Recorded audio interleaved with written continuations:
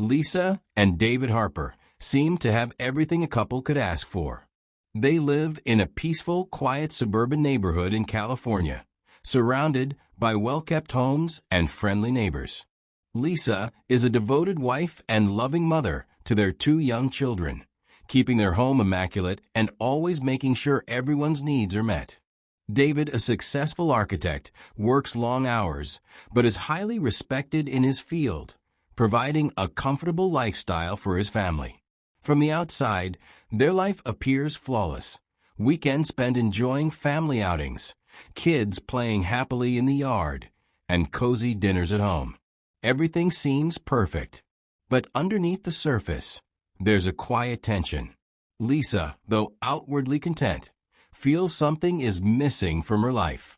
There's an unspoken sense of longing, a feeling that the routine they've settled into has stifled her dreams. Despite the comfort and stability, she feels trapped in the monotony, yearning for something more exciting, something beyond the perfect family facade. Despite having a seemingly perfect family life, Lisa can't shake the feeling that something is missing. She feels a deep yearning for excitement, adventure, and power, things that go beyond the predictability of her day-to-day existence. Lisa often reflects on her life before marriage, a time when she was independent and free. Back then, she worked in marketing, rubbing shoulders with influential people and stepping into a world of luxury and opportunities that now seem like a distant dream. In her earlier years, Lisa was surrounded by high-end events, and the lifestyle of the rich and successful felt within reach. She loved the fast-paced nature of her job, the thrill of meeting people who had the power to shape industries, and the taste of true luxury. But now, she feels constrained by her role as a wife and mother.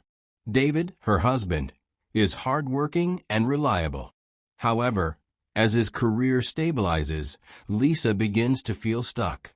While she admires his commitment to his work, she resents the fact that their lives have become predictable, even dull. The passion and ambition that once excited her are no longer present in her daily routine. She fantasizes about a life where she could live without limits, one where wealth, status, and the excitement of taking control of her future are within her grasp. It's a life she dreams of, a life where she is no longer just David's wife, but a woman who defines her own path. After years of dedicating herself to her family, Lisa decides to return to work, feeling the need to reignite her own ambitions. She takes up a part-time position at a prestigious marketing firm, eager to reconnect with the professional world. The job offers a stark contrast to her domestic life, fast-paced, glamorous, and filled with high-profile clients and executives who are constantly moving and shaping the business landscape. The energy of the workplace excites Lisa, reigniting her old sense of purpose. One person in particular catches her attention: her boss, Theodore Grant. Theodore is the charismatic CEO of the firm, a wealthy businessman whose confidence and presence fill the room. He has a way of commanding respect and admiration from everyone around him, and it's impossible for Lisa not to notice. His sharp intellect, combined with his charm and commanding demeanor, draws Lisa in. Though their early interactions are strictly professional, there's an undeniable chemistry between them. Theodore's approach to life and business intrigues Lisa, as she finds herself admiring not only his success, but also the way he carries himself with such effortless power. His influence and the way he makes her feel seen stir something inside her, something she hasn't felt in years. Theodore isn't just a boss. He represents everything Lisa has longed for: ambition, wealth, and the kind of power that makes things happen. The allure of his world becomes stronger with every passing day, and Lisa can't help but wonder what it would be like to step into that world herself. At a high-profile company event, Lisa finds herself alone with Theodore, away from the crowd. The night is filled with the chatter of executives and clients, But Theodore's focus shifts to her as they share a private conversation. He compliments Lisa on her talents and potential, acknowledging her sharp skills and ambition in a way that makes her feel truly seen. His words resonate with her deeply, awakening a part of her that has been neglected for years. Lisa realizes that for the first time in a long while, someone truly values her, not just as a wife or mother, but as an individual with potential. Theodore's charm is undeniable. His presence, combined with his words of admiration, tempts Lisa in ways she hadn't anticipated. It's not just his flattery that draws her in, but the promise of a different life, one filled with luxury, power, and influence. Lisa begins to fantasize about stepping into the world that Theodore represents. The thought of a life without limitations, where wealth and status come easily, pulls her toward him, despite the moral dilemmas she knows are brewing inside her. Soon, their professional interactions become more frequent, and the lines between work and personal matters begin to blur. What started as casual meetings under the guise of discussing business quickly turns into something more intimate. The tension between them builds with every passing conversation, every lingering touch. Theodore's interest in Lisa becomes increasingly clear, and she finds herself drawn to him more and more. The allure of Theodore's world, one filled with freedom, influence, and the promise of living life on her own terms, becomes irresistible. Lisa begins to fall deeper into the temptation, knowing she's walking a dangerous path, but feeling powerless to stop herself. David starts to notice subtle, but undeniable changes in Lisa's behavior. At first, it's small things, a slight shift in her routine. She begins staying out later than usual, sometimes with vague explanations. She's dressing more stylishly, spending more time on her appearance, and her focus on family activities begins to wane. The evenings that once included family dinners and quiet moments with their kids are replaced by late nights and unexplained absences. As time passes, these changes become more apparent. Lisa comes home with expensive gifts, designer handbags, high-end jewelry, and perfume she never used to wear.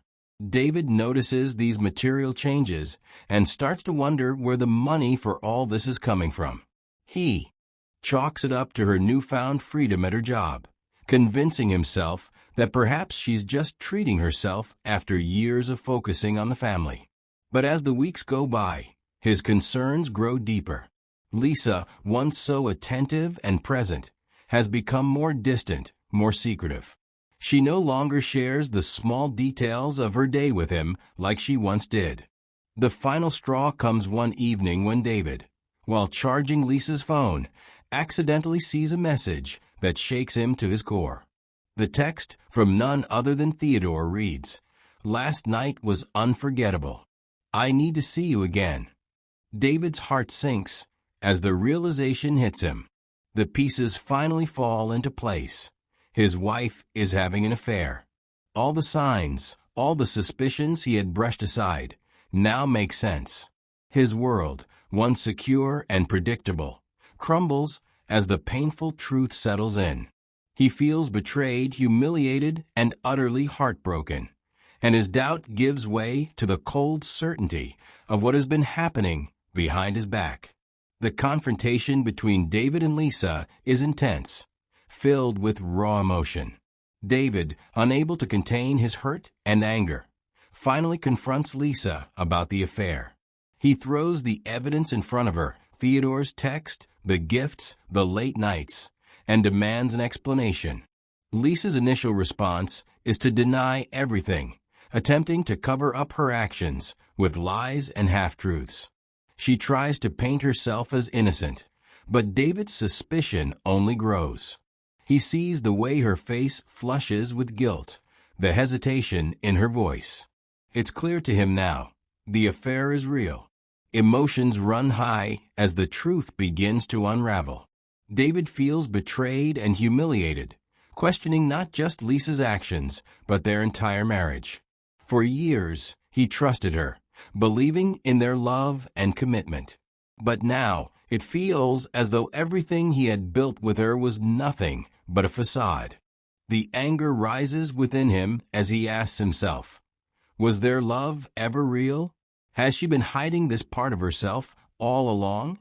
He feels like his world is crumbling, the life he had worked so hard for slipping away in an instant. Lisa, however, defends herself fiercely.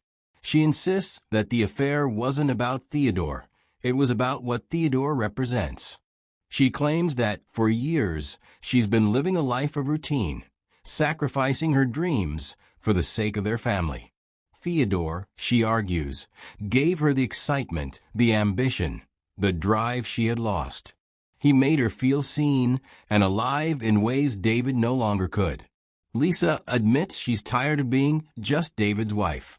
She wants to be something more, something powerful, something that can't be defined by her role as a mother and wife.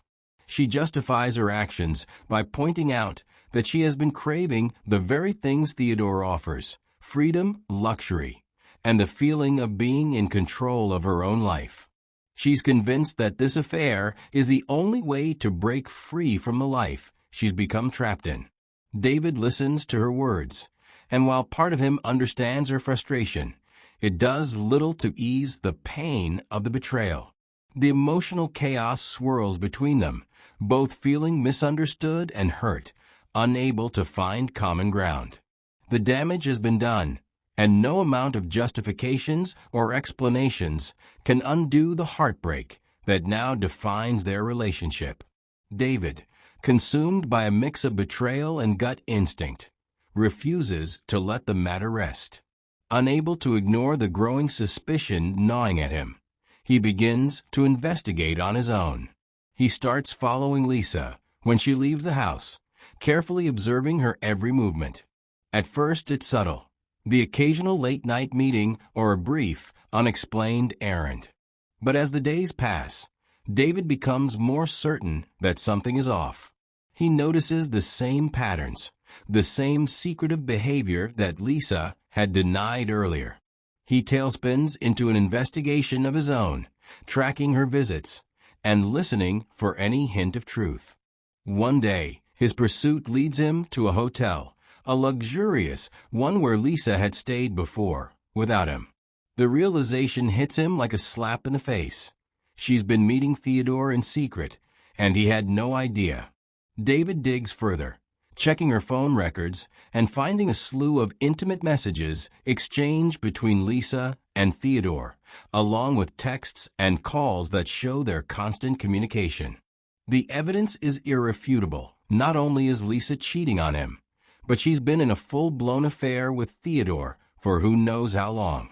With his heart sinking, David finds a hotel receipt in Lisa's purse, confirming their meetings, and a few intimate messages between them that cross all boundaries. The man who once was his boss, the man he trusted, is now the one who's betrayed him the most. Overcome with a wave of rage and heartbreak, David realizes that the betrayal goes beyond just Lisa. Theodore, too, has played a part in breaking his family apart. The man who had once mentored him, who had seemed like a friend, is now an enemy in his eyes. Feeling powerless, David decides that it's time to take matters into his own hands. His mind is filled with thoughts of revenge, not just to confront Lisa, but to make Theodore understand the consequences of his actions. With his heart shattered and his trust shattered beyond repair, David begins to plot how he will handle the situation, knowing that he can't sit idly by while his entire life falls apart. David, consumed by a relentless need for answers and revenge, makes the decision to confront Theodore once and for all. He knows that confronting Lisa will only lead to more lies, more broken promises. It's Theodore, the man who has stolen his wife's affection, the man who has destroyed the life David thought he had, that he needs to face. With the weight of betrayal and heartbreak pressing down on him, David drives to Theodore's luxury penthouse, his heart racing with anticipation, anger, and a sense of inevitability. When David arrives, Theodore is as calm and confident as ever, dismissing David's presence with the same arrogant air that has always defined him. He acts as though David's feelings are irrelevant, like nothing more than an inconvenience. He casually brushes David off, downplaying the affair and his involvement in the destruction of David's family. This indifference is the final straw for David. The polite facade Theodore had always put on, the way he commanded respect without even trying, only makes David's fury grow. Without warning, the situation takes a violent turn. The years of humiliation, the betrayal, and the intense feelings of inadequacy and rage boil over. In an uncontrollable burst of anger, David snaps. Words are no longer enough. He wants Theodore to understand the depth of his pain, the destruction he's caused. The confrontation escalates quickly, from heated words to physical blows. Theodore, the man who once seemed untouchable, becomes a target for David's rage. The violence is swift and brutal. In a moment that will change everything, David takes a life-altering step. He kills Theodore. The room fills with the sound of desperate struggle, the crack of bone, the chilling stillness that follows. Theodore's body collapses to the floor, leaving behind a trail of blood and the irreversible consequences of David's actions. As Theodore lies lifeless, David stands over him, consumed by the enormity of what he's just done. The bloodshed is not just physical. It's the death of David's own sense of self, the end of a life he once knew. In that single moment, everything is shattered. The man he was, the family he had, and the future he thought was possible. What started as an effort to reclaim control has left behind a broken family, a lifetime of regret, and the irreversible toll of a man driven to commit the ultimate act of revenge. When Lisa hears about Theodore's death, it's as though the ground beneath her has shifted. The reality of her actions hits her like a freight train. She had sought excitement, wealth, and power, believing that her affair with Theodore would be her escape from the mundane, from the life she had grown tired of. But now, with Theodore dead and her marriage irreparably damaged, she is forced to face the true cost of her choices. The life she once dreamed of has led to nothing but destruction. The excitement she thought she craved has been replaced by grief, fear, and the painful realization that everything she once held dear, her family, her home, her future, is now beyond reach. Her obsession with wealth and status, the very things that had drawn her into Theodore's world, now seems hollow and meaningless. The glittering promises of luxury and power that once felt so thrilling have been shattered by the brutal consequences of her actions. She begins to see the true destruction she has caused, not just to her marriage, but to herself, to her children, and to the people who once loved her. Her world is falling apart, and she knows there's no way to undo what's been done. In her final moments, Lisa decides to leave, perhaps in an attempt to escape the chaos she's created or to face the consequences of her choices. But David, blinded by rage and hurt, is unable to let her go. His anger, stoked by her betrayal and the death of Theodore, takes over completely. He is no longer the man she once knew. In a moment of cold fury, he makes a decision that seals both of their fates. As Lisa tries to walk away, David takes one final, irreversible step. In a tragic act of vengeance, he ends her life as well. The bloodshed, which began with the betrayal of his wife, now consumes both lovers.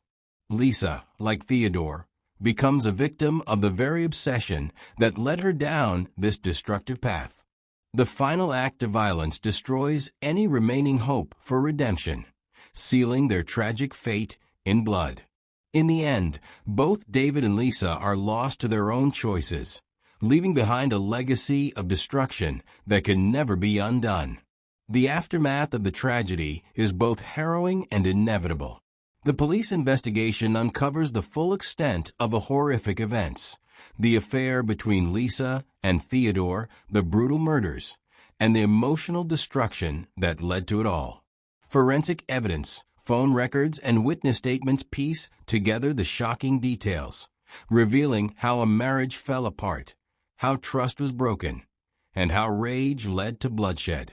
The media quickly picks up on the story, portraying David as a jealous and vengeful husband, unable to control his emotions and consumed by revenge. Headlines and talk shows dissect every aspect of the tragedy, with public opinion sharply divided.